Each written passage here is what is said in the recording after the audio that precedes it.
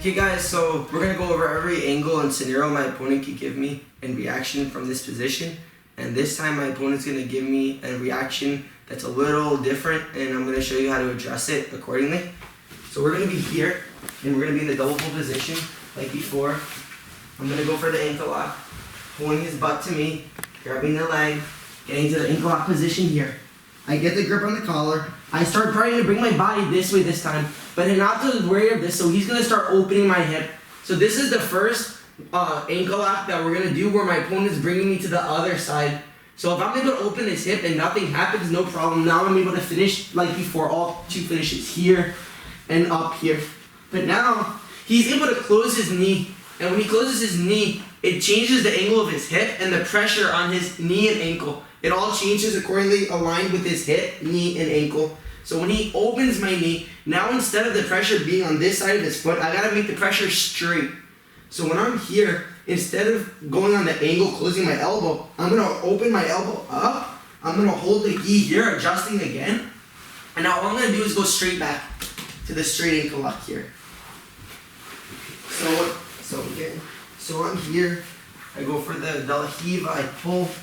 I connect to the ankle lock here.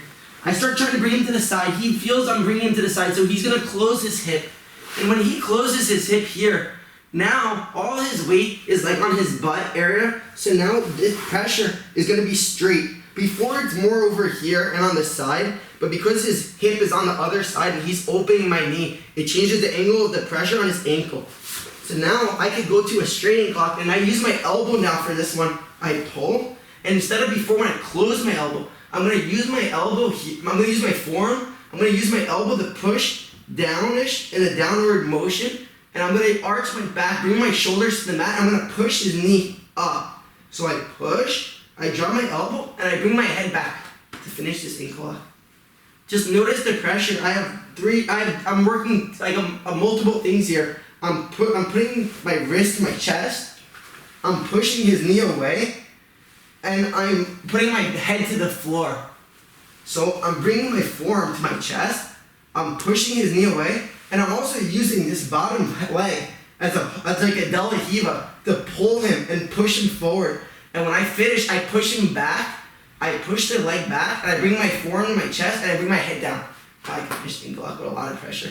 And this bottom hook is hooking his body like before to adjust and move his foot up and down. This is what's helping me adjust my body here in this ankle lock. So again,